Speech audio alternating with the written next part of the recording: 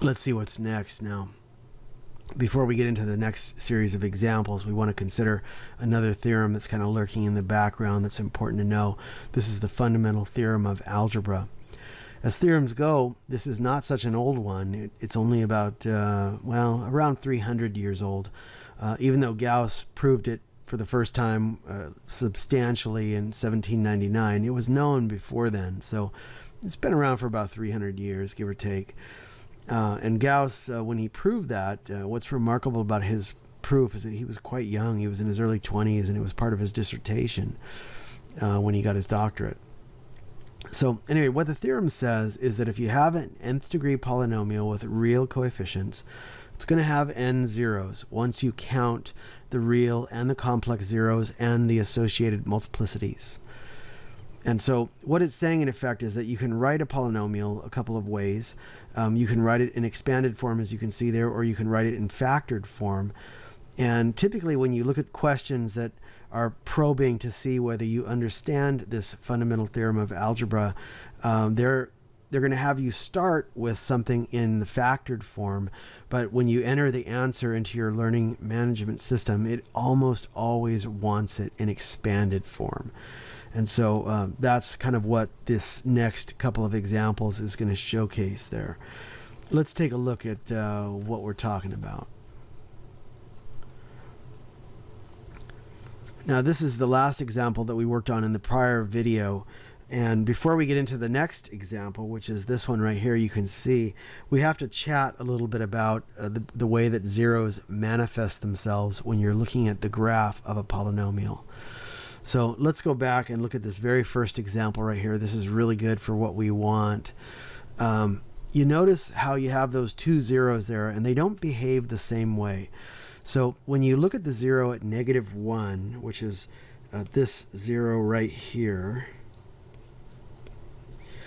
you notice how the graph bounces off the x-axis. It comes up, it touches the axis at -1, and then it goes back down again. That kind of behavior is what we would associate with a root that has even multiplicity. So in other words, what we're saying here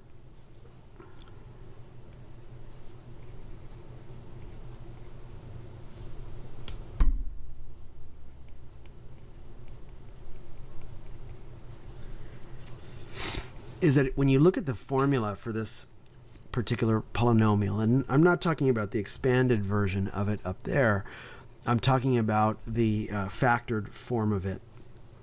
The factored form of that is going to have a factor in there, which is going to be x minus a -1, and it's going to have a power on it.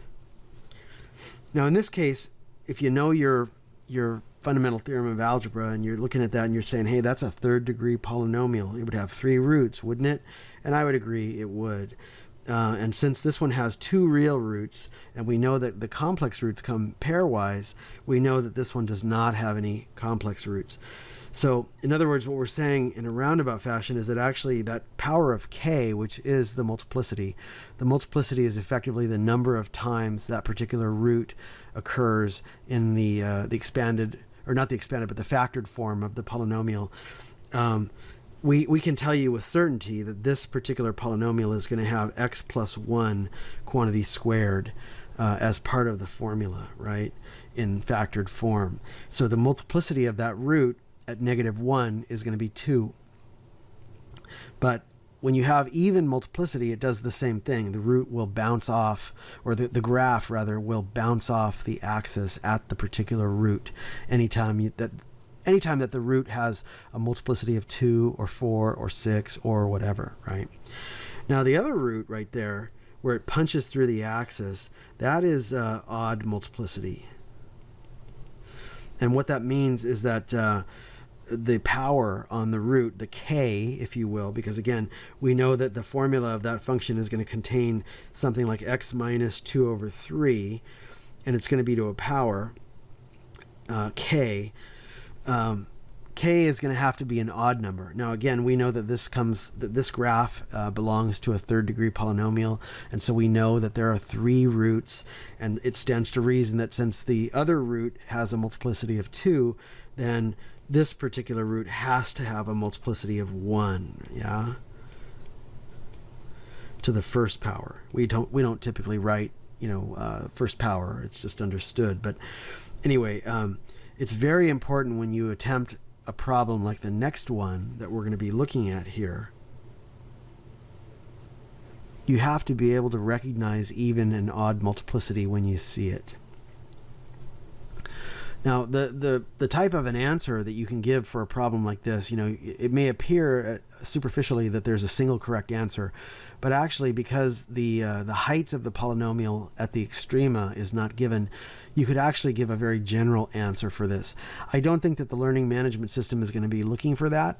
It's going to be looking for a specific answer, and we will give you the specific answer that it's going to be looking for. But anyway, let's talk about how we go about getting that answer. So the first thing you have to do is figure out your roots. So you can see you have a root here at x is 0. And that is definitely odd multiplicity because the graph punches through the x-axis and it just keeps going up. You have another root right there at x is 1. And that has even multiplicity because, again, you can see that the graph bounces off the x-axis and it goes up, it touches the axis, and it goes back down. And then you have another 0 at x is 2. And that's also going to exhibit odd multiplicity. Now, usually the instructions for this kind of a problem are going to say something like, give us a formula that has the minimum necessary degree, something like that. So they're not looking for a general answer. They're looking for a specific answer. And in this case, it can be seen that because you have, we don't actually know the degree of the polynomial. We do know that it has even degree because of the end behavior.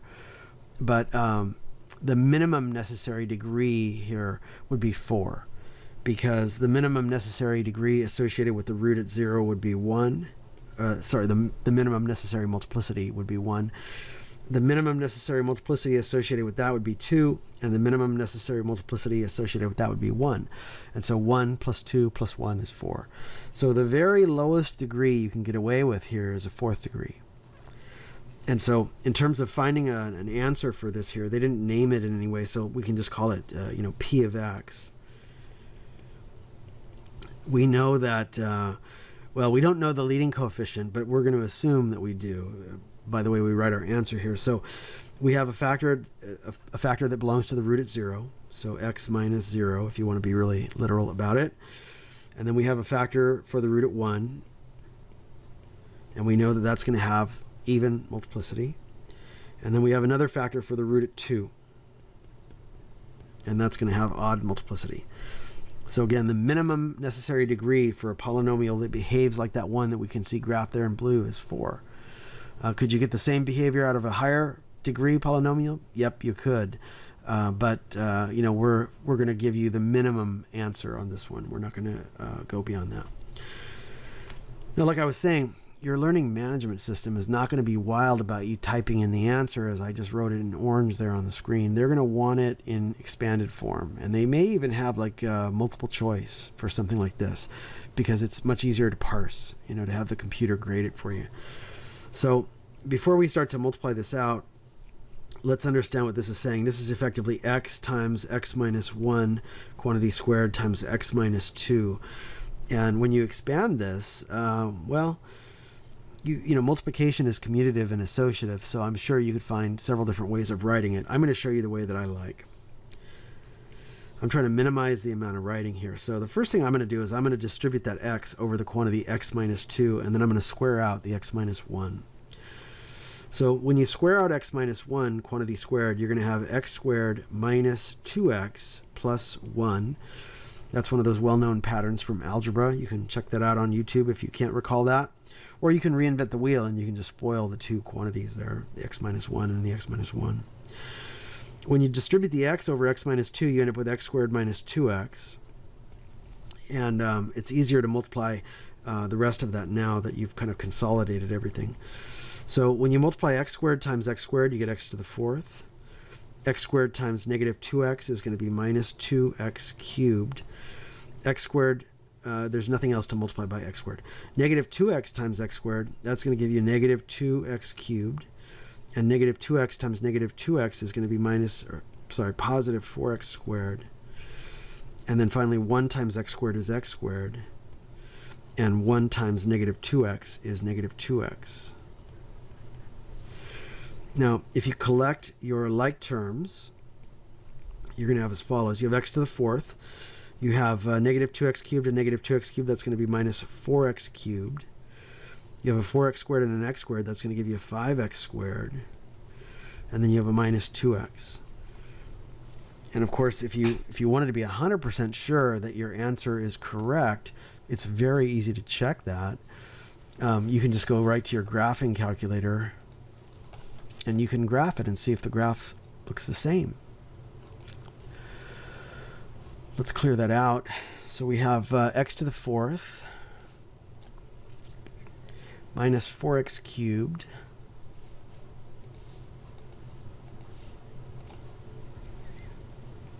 plus 5x squared minus 2x. And I think a standard zoom would be sufficient for that. Let's see how that looks. It looks about the same. My graph is a little bit zoomed out here. If you wanted to tighten up the window size so you could look at it more carefully in comparison, that wouldn't be a problem. The graph that we were looking at on the iPad, it starts at 0 and it goes up to 2. So we could just go from, say, negative 1 here to 3. And scale of 1 is good. The x scale on the calculator is the distance between the hash marks on the axes. So having an x scale of 1 means that the hash marks are going to be every 1 unit on the x-axis. On the y side, we probably could go from negative 1 to positive 5 or something. That should be sufficient. And I think that's going to make the graph look about like what we saw. Not exactly, but close enough. And so you can also verify that the zeros that we were putting in they're reflected here correctly. So for example, if you evaluate that at 0, you can see that it is in fact 0. And if you can evaluate that at 1, you can see that it's 0. And if you evaluate it at 2, you can see that it's 0. So definitely we answered that one correctly. Let's see what we have next. Let's try another example of this. Here's another similar graph. And if you're tracking with what we're talking about, you ought to be able to pause this video here and work this one out for yourself and see if you match. Obviously, again, I'm not going to leave a long pause in the middle of the recording. But anyway, let's see what we have.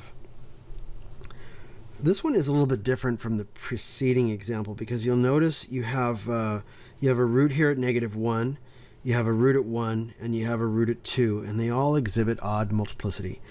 So we know that the minimum necessary degree here would be 3 because we have 3 roots. We have an additional condition though. You'll notice that whatever we get as our answer here, it has to map 0 to negative 1. And so that's kind of a final piece of information that we're going to bring out in order to make sure we've answered this correctly. Let's see what we'd have here. If you take the roots from left to right, the root at negative 1 is going to be x minus a negative 1.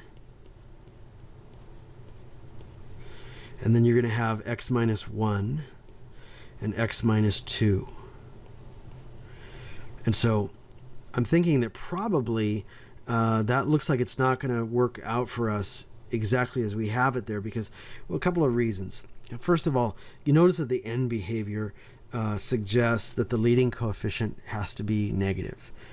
So normally when you have a positive leading coefficient and you have a third degree polynomial, the end behavior would be opposite of this. In other words, as you run off to negative infinity, as you go out to the left on the x-axis, the graph should be going down, not going up. But in this case, the graph is taking off to positive infinity as x gets large and negative. Likewise, over on the right side, you notice how as x gets large and positive, the graph is going down.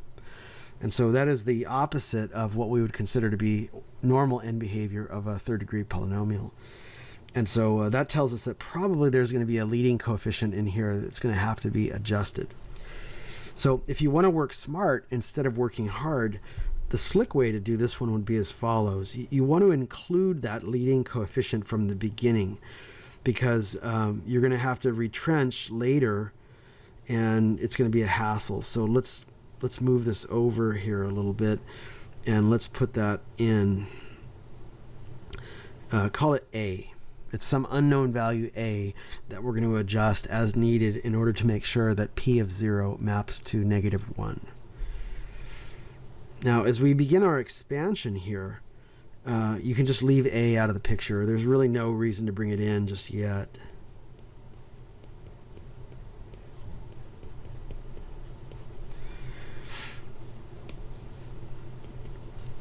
And then hopefully you would notice that x plus 1 times x minus 1 is an example of the difference of squares pattern. And so that's very easy to simplify that or expand that. That's going to end up being a times the quantity x squared minus 1. And then you have x minus 2. Now again, there's no reason to put the a through. You don't want to distribute the a. You want to leave it out for the moment until we can figure out what we need for it. And then even then, there's really no reason to distribute it. Let's see, if you take x squared times x, you're going to have x cubed. X squared times -2 is -2x squared. Minus 1 times x is minus x, and then minus 1 times minus 2 is positive 2. So if you take that polynomial as you see it right now, and you graph it without the a, you can see the problem that we have. Let me show you what I'm talking about. Go back to our calculator here. So let me clear that. So we have x to the third power, and we have minus 2x squared minus x plus 2. And we probably would want to go with a standard zoom just to make it look reasonable. Okay. So if you check the mapping here, in other words, if you check this at 0, whoops, I hit the wrong key there. If you put in x as 0, you can see that this one is currently mapping to 2. And that's not what we want. So we want to scale that down to 1, but we also want to reflect the graph and make it map to -1. And so let me go back to the iPad and suggest what I'm about to do here. So what we're finding is that I've got green, that's good. So we have a times the quantity x cubed minus 2x squared minus x plus 2. And what we were saying is that when we checked that on the graphing calculator, we found that the regular polynomial where, if we had a as a value of 1, for example, that maps to 2. Why p of 0 is 2, not -1. So via graphing calculator,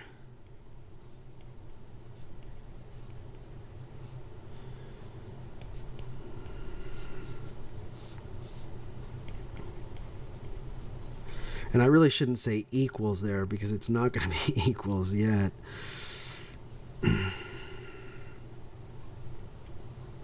Whoops.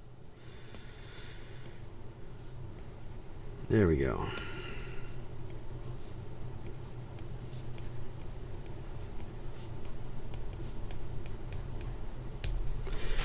So, in other words, I'm asking myself, I know that the constant term 2 here is going to be the y-intercept, right? And I'm asking myself, what would I have to multiply 2 by in order to get minus a half? Or minus 1, I'm sorry, minus 1. And it's obvious that 2 times -1/2 is going to give you a -1.